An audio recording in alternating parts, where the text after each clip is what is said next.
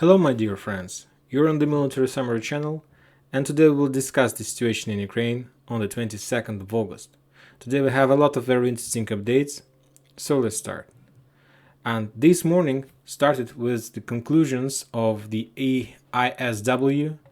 They told us that, according to their opinion, the Russians are no longer able to conquer any more lands, or at least to achieve significant success in the territory expansion. Of course, when we understand that they, according to them, as far as I know, the Russians are able to take small towns, but during the next few months they won't be able to conquer a lot of territory. This is their conclusions. If we're talking about the report of Ministry of Defense of Russian Federation, they gave us new numbers, and today we got some update from the Artyomovsk area, from Donbas occupation area. The Russians were saying that they attacked during the previous hours the 72nd Mechanized Brigade, this 112th Defense Brigade, and 101st Defense Brigade, and as a result of that attack, these forces lost around 100 soldiers, all of them together, 100 soldiers, and somewhere around 17 armored vehicles. Not much. Another important update are coming from Zaporozhye area, from this region. There is a small village between Velika Novoselovka and Gulyai-Polye, the town by the name of Poltavka. The Russians are saying that as a result of rocket attack, 102nd Defense Brigade lost something around 30 soldiers and around 14 armored vehicles. So the numbers is not big as well. Another important update are coming from Kherson district, from this area. The Russians attacked this 28th Mechanized Brigade, and as a result of that attack, this brigade lost up to 50 soldiers and 7 armored vehicles. This brigade is the most popular brigade in this area. According to the Russian sources, during the previous months, this brigade lost more than 500 soldiers just after the rocket attacks. We don't have any numbers on the ground. And if we're talking about Donbas occupation, we can say the same about the 72nd Brigade, since for the last month this brigade lost more than 600 soldiers. So the Russians are still trying to hunt these mechanized brigade and trying to reduce them as much as possible. There is no updates on the ground. The only update that today we got some confirmation and that the Western sources map has been updated. If you remember, yesterday we talked about this small town Blagodatne that located between Nikolaev and small town Snegurovka, this one. As you can see, the West source map has been updated, and now they're showing that at least the south part of this town is under Russian control, but according to the Russian sources, this town is entirely under their control. The Russians were attacking from the south, and there was some kind of unexpected case. The Ukrainians didn't expect the Russians, and so that's why they were defeated in this area and were forced to retreat in direction of Partizanskaya to the north. So that's it about the Kherson area, about the territory expansion. Today we got a lot of updates during the previous 24 hours that the Ukrainians attacked the Antonovka bridge one more time. And there was a lot of pictures in the internet about the loss, about the damage of this bridge. And also the Ukrainians attack this dam, Kakhovka dam one more time, and the warehouse, ammo warehouse in this depot in this area. And today we saw a lot of explosions in this area as well. This is all about the area on the south of Kherson. If we're talking about the front line between Zaporozhye, between Orechov, Gulyai-Polye, Velika Novoselovka, there is no changes. The only update that the Russians attacked this Poltavka, this small town, and something around 30 soldiers. The losses of 102nd Brigade in this area is around 30 soldiers and 14 armored vehicles. And to tell the truth, that's a lot because, as we know, there are not much forces on this front line, and 14 armored vehicles, that's a lot in these fields. So I suppose that these losses is very big for the Ukrainians on this front line, if we're talking about this front line. If we are talking about the south of Marinka, about this front line, there is no changes. The Western sources map hasn't been updated, and if we take a look at the Russian sources map, this front line hasn't been updated as well. We know that there are very heavy clashes in triangle between Pavlovka, Nikolskaya, and Ugledar, and that some Russian sources were saying that the Russians got Pavlovka, but as we can see, even the gray line hasn't been moved by the Russians, so I suppose that maybe it was some kind of recon in combat, or we need more time to understand what did happen there. Very interesting update are coming from Marinka. As you can see, the Russian sources map has been updated. Now they have colored this area in Marinka. The east part of Marinka is colored in red, and the gray line is moved in the middle part. The Russians are still trying to storm and crack Marinka, but the Ukrainians moved more reinforcement, and for now this front line is stable. If we take a look at the map of this position, there is some changes in this area, but not in Marinka, but a little bit to the north in the area of Peski. As you can see, there is 503rd Marine Battalion. The Ukrainians moved this battalion to reinforce this area and to help the Ukrainians to hold this position. Very interesting updates are coming from the Western sources map in this area. As you can see, the Western source map has been updated. You see that this red bag wasn't under Russian even yesterday, but today, as you can see, there is a lot of updates, and now the Western source map are saying that the Russian controls a lot of territory, and now they're trying to storm Nivolskaya. As you can see, there is a lot of icons of AK-47. Furthermore, if you take a look at the Russian source map, they're showing almost the same thing, but a little bit different. As you can see, there also has been updated this map.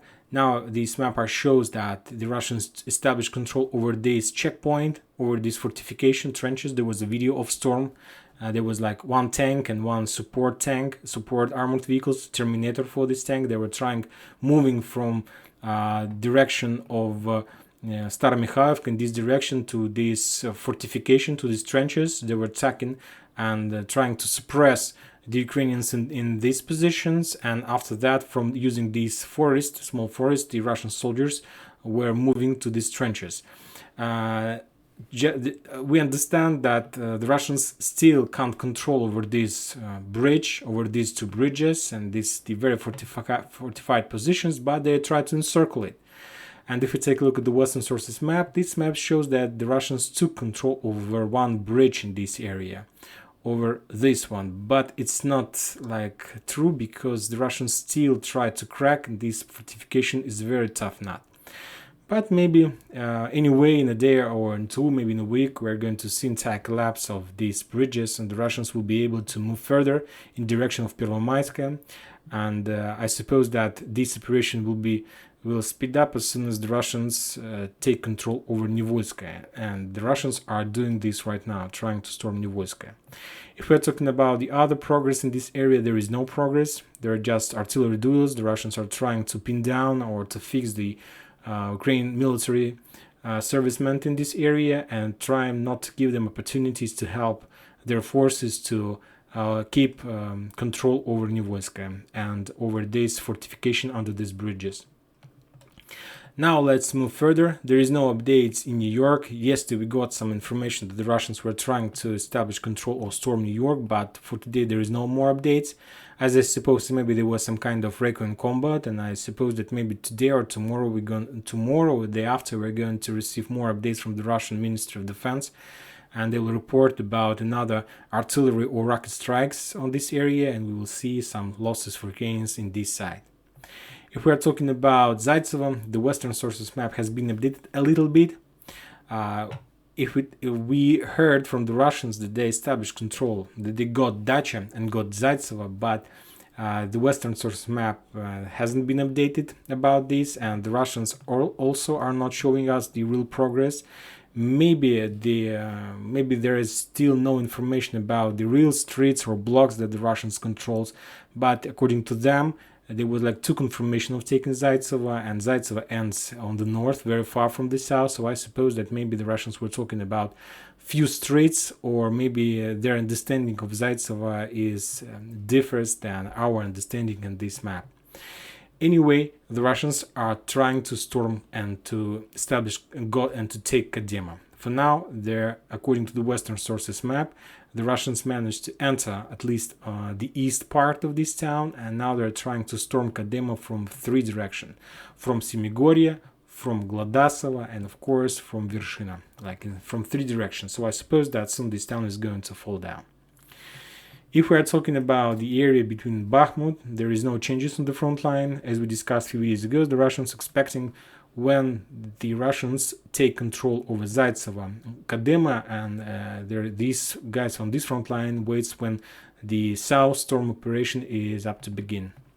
If we are talking about Bakhmutska, there is small updates. Solidar Bakhmutska, as you can see, the Western source map now is showing us that the Russian controls some edge of this area, but if we take a look at the Russian sources map, they're saying that the Russian has established 100% control over the east part. They took some landfills, some highlands on this area, and they're keeping moving in direction of the middle part of Solidar, in direction of these high buildings. So as far as I understand, these areas is going to be very difficult not to crack because of high buildings and so on. And now the important updates are coming from the north, from the Charlie group. The Western source map has been updated. As you can see now, they're showing us that the Russians control this small bag between Sporne and Berestove. According to the Russian sources, we know that the Russians control Sporne and that the Russians control Berestove and Nagorno, but maybe there were not much updates, not much confirmation of that. But anyway, I suppose that soon even the Western source map is going to show us that Sporne is under Russian control. If we're talking about the Izium bridgehead, as you can see, there are a lot of AK-47 icons, and there are a lot of icons of rockets and so on. So as you can see, the Russians started a very effective and very aggressive offensive operation in direction of the railroad that connects Barvenkovo and Slaviansk. I suppose that the final stage of encirclement has started because the Russians, they need to cut this railroad, because the Ukrainians still have a lot of possibilities to support and supply the Donbas Arc area using this road. So, and as far as I understand, the Russians calculated everything, and then they understood that they need to cut this railroad to reduce the support from the main lane of this area. So they started their offensive operation, and today we got some information that the Russians now, according to the Russian sources, have their front line something like this, that they dropped the idea to cross this forest, this broken heart, and they decided to encircle this area and to cut the support and the reinforcement to this area by encirclement of this forest, but not attacking in the front. And it's a very nice idea. Maybe they will have to spend more time for that, but at least they will be able to save more people, and they will be able to set on fire this forest or something like this. If we're talking about the Kharkiv area, there is no changes. The Western sources map has been updated a little bit on the border. You see this red line. I suppose that soon they're going to show us that entire Ud is under Russian control, but for now there is no update from this area as well. And this is all about the ground battles and so on. Yesterday we discussed that in Moscow there was a terrorist act, and as a result of that attack, Daria Dugina was killed. And the Russians started their investigation immediately, and after 2 days of investigation, they found an executor. And according to the Russian sources, the executor of that kill was the Ukrainian officer. The Ukrainian officer, and her name is Natalia Vovk. This woman entered the territory of Russian Federation with using her personal car, and she took her daughter with her, 12 years daughter. Together, they entered Moscow.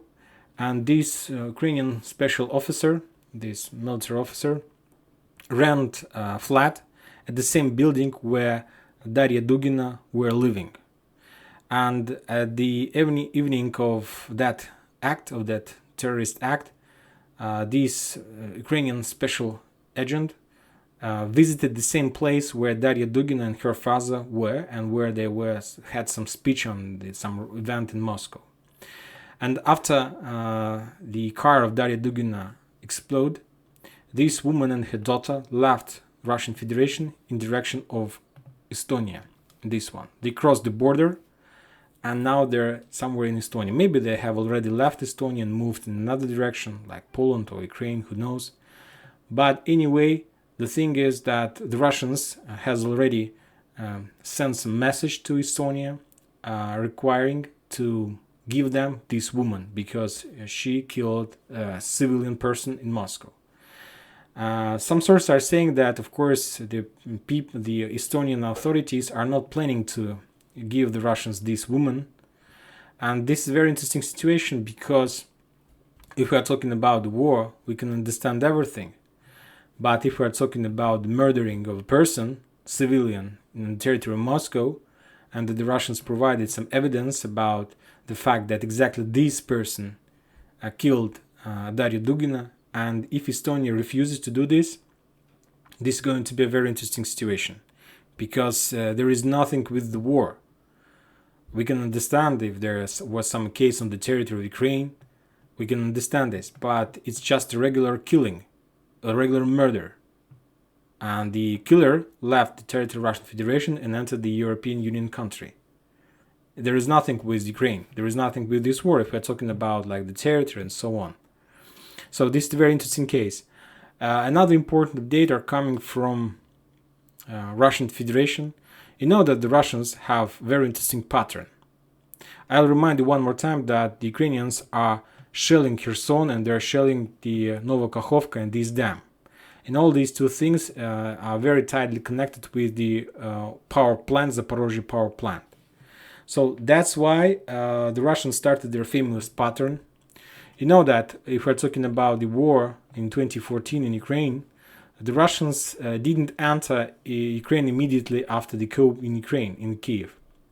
First, there was their pattern is like the following. First, there is some negotiations and some discussion in the Russian parliament.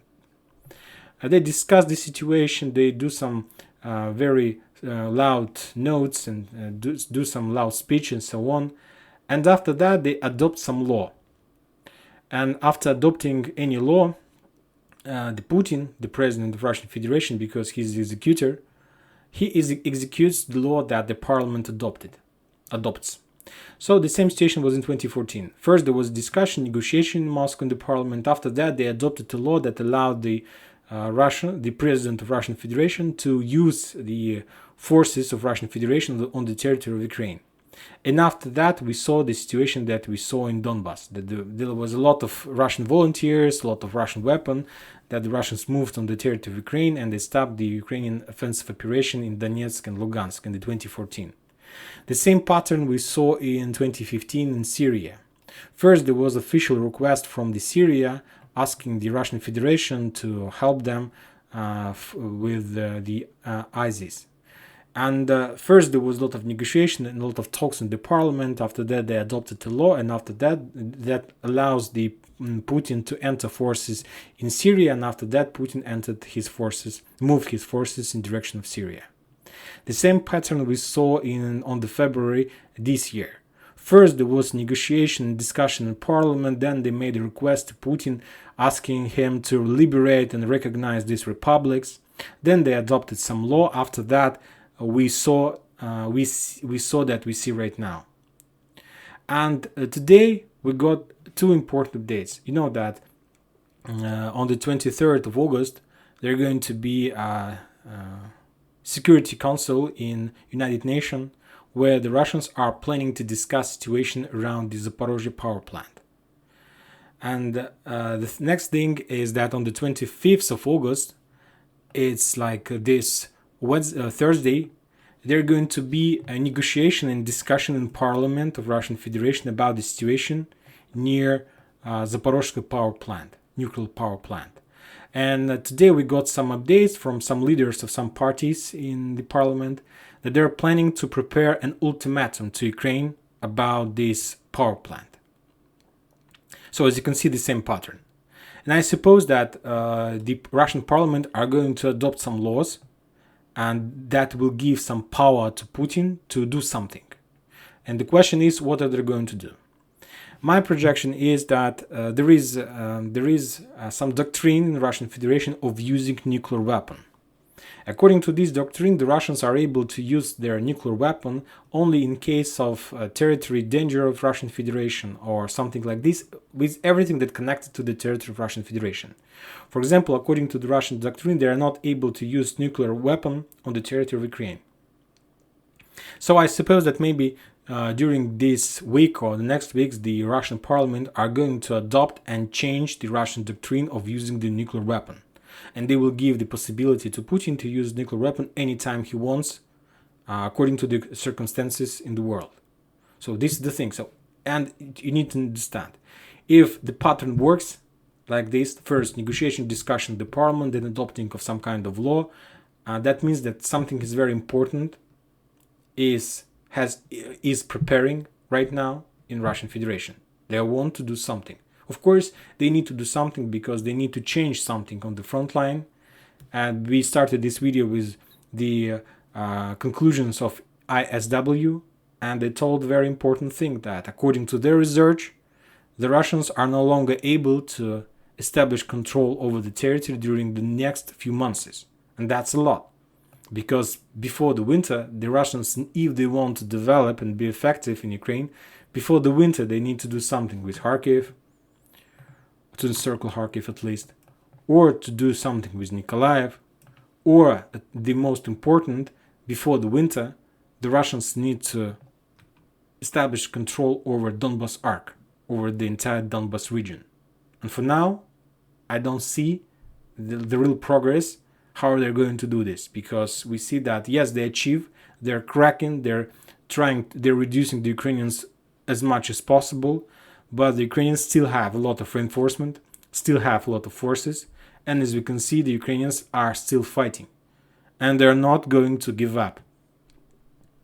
As far as I understand, the Russians thought that the Ukrainians would give up by some period, by some critical losses they have, but for now, I don't see such a thing in the Ukrainian army.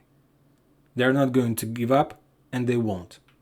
So that's why the Russians need to change something and to break the Ukraine entirely. And that's it for today. Military Summary channel reminds you that we condemn any violence in Ukraine.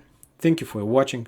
Subscribe to my channel, put your likes, join my Patreon, and have a good day. Thank you. Bye bye.